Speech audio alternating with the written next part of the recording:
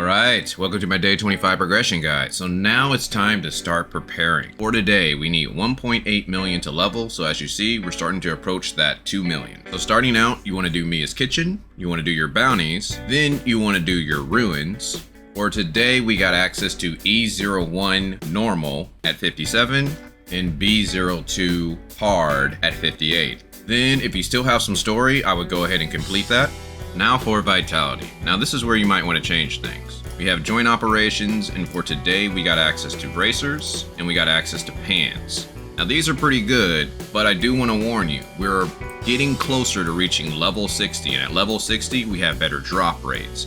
And at level 60, we need to upgrade our weapons and our matrices again. So you might want to check and see if you have enough weapon materials to upgrade your weapons. And even if you don't, you might still want to do it because we're just going to get better drop rates at 60. So again, I recommend that you check your Stargates and see if you have 2 or more in the first category. So that way it's a level 3 Stargate. If you don't have any level 3 Stargates, I recommend doing dimensional trials and make sure it's difficulty 4. And then if you're running low on gold, do space-time domains and make sure it's difficulty 4. For other ways to get experience, you can get Rust and Iron chest, password chest, and supply pods. But other than that, check out my experience guide if you want some more ways. Then don't forget to do your daily gifts. You want to go to the black market and talk to Hopkins. You want to go to Cetus Island and do the claw machine. Then you want to do your 2 ability trainings.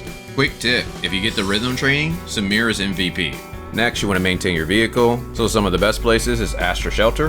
The next place would be Bangi Shelter. After that, we got the Black Market. And the best place, High Crows. Also attack any elemental rocks you see for crystals. Next, don't forget to do your Road to Strife. Today, we only have access to Stellar Way Divergence. You want to make sure you're getting 1200 star grit for the day. Then we have our weekly tab. You want to make sure you cleared out everything so that way you get all the resources, which leads us to our challenges. Starting out with Bygone Phantasm. You want to make sure you're climbing the ranks. We only have 2 more days to do this. Next, we have Frontier Clash. I've been slowly doing my attempts, so that way today I would have 3 out of 3, and I can go in with my whale friends and perhaps get 5 boxes for my 3 attempts. Next, we have Void Rift, so you want to make sure you check your bosses and see if this is a first-time boss for you. If so, you want to go in there and do it so you get that first-time boss kill. Then we have the Apex League. Again, if you're trying to go for Grand Marshal, I would put a couple hours in each day so that way you can climb those ranks. Then we got the Wormhole. Now, I want to go ahead and mention that today is the last day to do the Endless mode to get that energy crystal dust, so make sure you do that. But I do want to point out that we're getting close to reaching level 60. We're going to reach level 60 on Monday. That means we're going to have a harder Wormhole, and due to that, you might want to consider Awakening King, because King gives the ability for every 5 enemies you defeat, you heal 10%, which is very good in the Wormhole. And since we're getting a harder Wormhole on Monday, you might want to start investing in putting some gifts into King.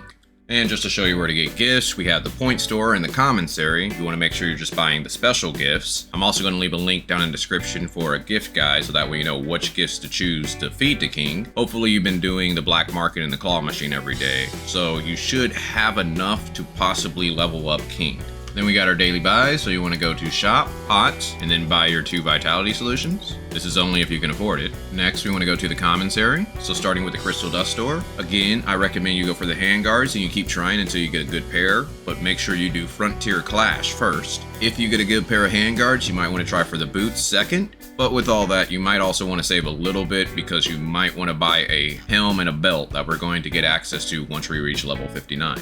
Next, let's talk about the crew store. Again, I would use your support points for putting Omnium crystals, our relic shards, and the way how you get crew store points is doing your daily donations and making sure you knock out your 4 missions. Then we got the support store. You want to make sure you're buying your 3 joint supply chips. And some of the best ways to do that, I'm going to have to go ahead and give it to Frontier Clash, preferably the AFK farm, because you also get great XP, you get machine parts, and you get 375 support points. Then after that, I probably would say Matrix Drills, difficulty 1, have a team of 2 and just keep spamming those. Then after that, you can do Void Rifts for 150 points, and last but not least, farm world bosses, Force Decipher, get 100 support points, and also machine parts. And I already mentioned the point store. Ideally, you want to buy special gifts, so that way you can awaken your characters, and I recommend King for the Wormhole coming up. Once all that's done, you can go achievement hunting, explore the map, or go mount farming. Well, hopefully you guys enjoyed this. If so, check out my day 24 guide. But other than that, talk with you guys later.